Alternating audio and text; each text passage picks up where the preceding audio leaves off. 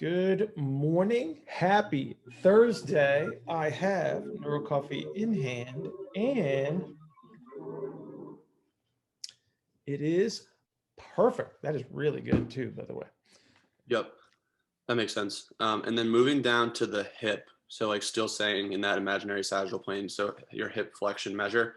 For someone that has really limited hip flexion, so like you can't like authentically get them to like the desired testing position to do IR and ER, how would your interpretation of their rotation measures change, or does it change at all? Or do you kind of get them up to like 90 degrees? I went for the single air quote. How would your, like, would you still just try to get them up as close as you can to that and then still do your measures, or like what are you kind of considering there? Well, you've got two options, and you get to choose. You get to choose the option here. One, you don't measure it because you can't get a true position, or you take them there and you see what happens. So you have a comparison for after you intervene, because you kind of know, if I can't get you there, where's the concentric orientation that's interfering? Posterior lower. Yeah, I mean, it's like right away, you kind of know what you're looking at, right? But if you want to have a comparison for like a before and an after, then go ahead and take them to where you would typically do your traditional measurements, so you can compare the before and the after, with the understanding that you know that you're in compensation land, right? But it can still provide you information as the comparison. So I'll give you, for instance, so I had a guy yesterday, it probably came in, maybe had 60 degrees of hip flexion. I took him all the way up to the traditional measure, and he has like 25 degrees of total hip excursion in ER and IR, right? But I expected that, like it was not a surprise. But I have my comparison on the paper, right?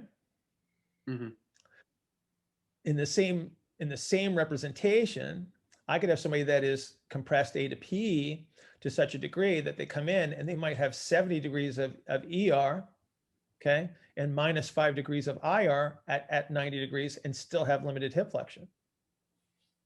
And that tells me it gives me another piece of information, is that I now have somebody that is turning elsewhere. You see why it can become valuable. Yep, absolutely. It's just a matter of identifying what the potential representations are. So from a treatment standpoint, it doesn't really change anything as to how you're going to initiate it, but it does give you the comparison. Gotcha. Thank you. Does that help you? Yeah, absolutely. Thank you very much. Hello. Greeting. So my question is, if you have someone with bilateral posterior low compression, you put them on the table and you're just going to cross connect both sides. Okay. And this is an individual with like a big strength training history. Do you ever just run into a problem where the effect you would need would just be taking forever to cross connect them, and you'd be better off doing some more type of loaded activity? Being vague about loaded activity then becomes the question mark, right? So give me a for instance that what you're talking about, so I understand. All right. So if you just had them cross connecting and breathing, you wouldn't be able to achieve the desired. No, I understand that part. The loading part is what I want to understand. When you say doing a loaded activity, what are you referring to? I'm actually not sure. I think that's probably okay. My question. That's fair. So is the thought process, I can't get you to move there under normal circumstances, but I could probably pull you into it if I put enough load on your back? Yeah, like what would be a like you can't squat deep, let's put 500 pounds in the, you can't squat deep, we'll put 500 pounds on the bar and I'll shove you down. Yeah, but like a more moderate version of that. I understood. I'm just using, I'm using an extreme as a representation. So here's the problem that you run into with load. What does load make you do? Compensate. Well, but are you going to are you just? Oh, it makes you compress.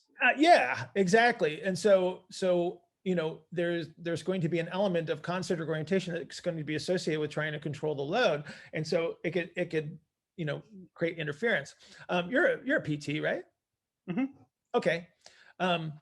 So if somebody can't access a sensation or a position on their own, what do you do under any circumstance? You can move them into it. Okay, and then would there be any methods that you have acquired in your toolbox that allow you to lay your hands upon someone and make a change of concentric to eccentric orientation? Yes, definitely. Okay, so now because you've got those skills available to you, now you know when to implement them. So he needs help to feel what it's like to let that go. So if you can't execute it with an activity, so if you can't give him like really slow, gentle, lazy kind of rolling activities to teach him to tune down the concentric orientation himself, now you got to break out your toolbox and you say, okay, I'm going to lay hands on this guy and I'm going to say, okay, so he's got like posterior lower compressive strategy that's interfering. Guess where you got to put your hands? That's where you got to go.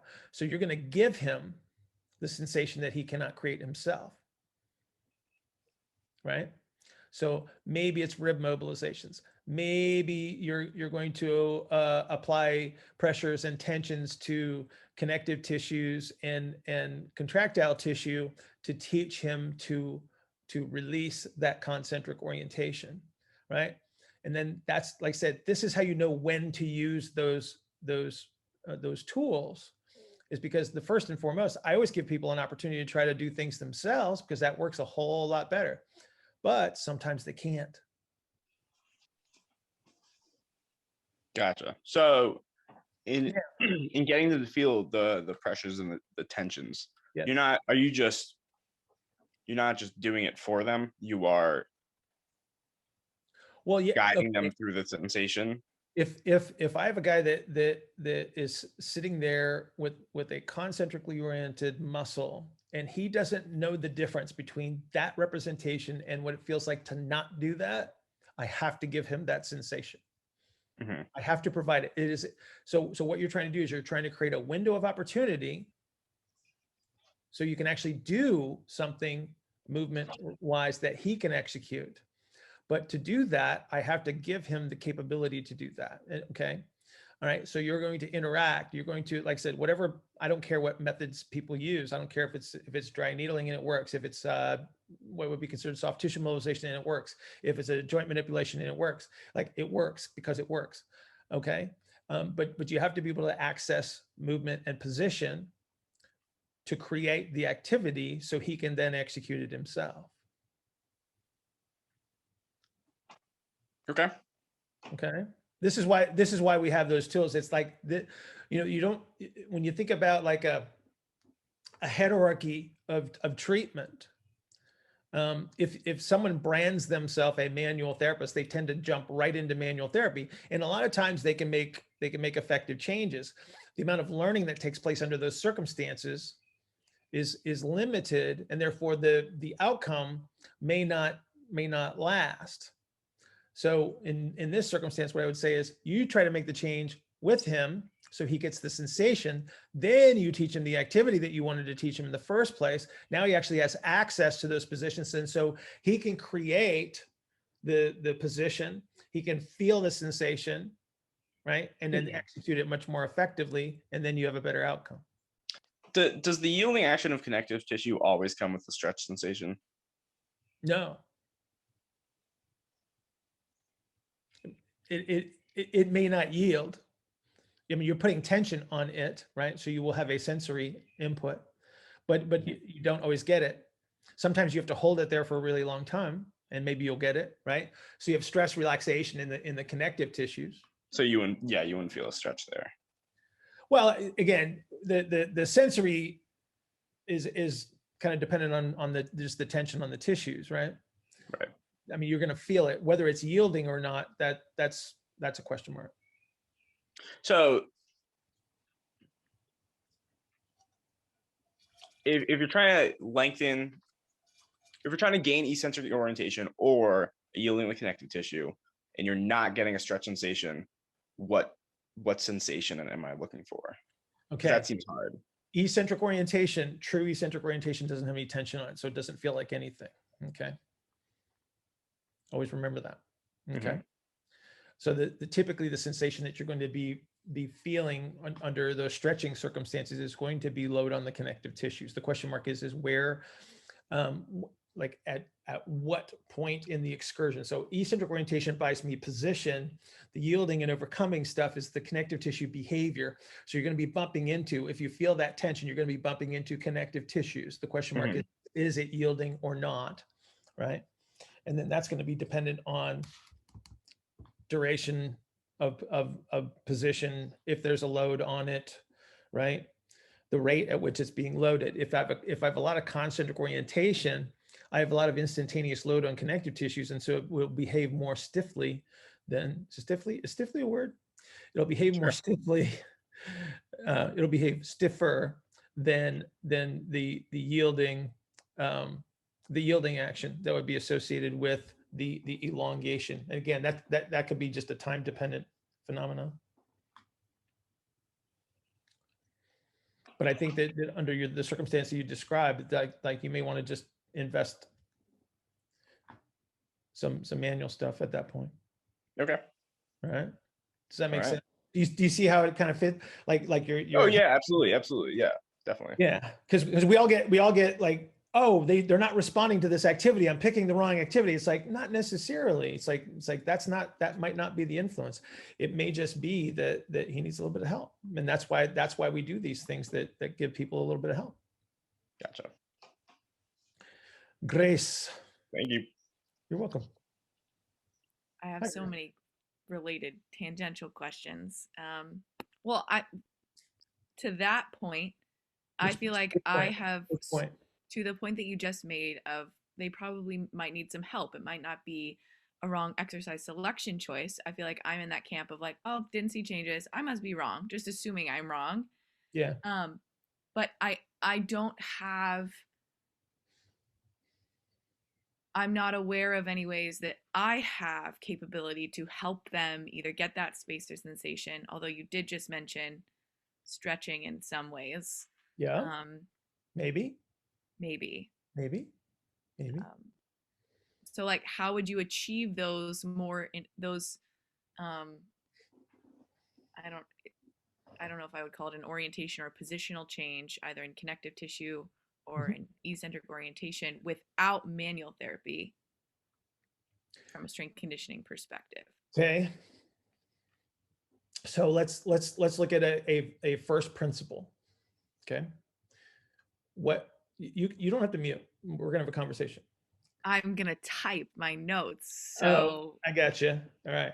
So what do we do when a therapist or the equivalent, some kind of clinician that does manual therapy is applying it? What are we actually applying to the human being?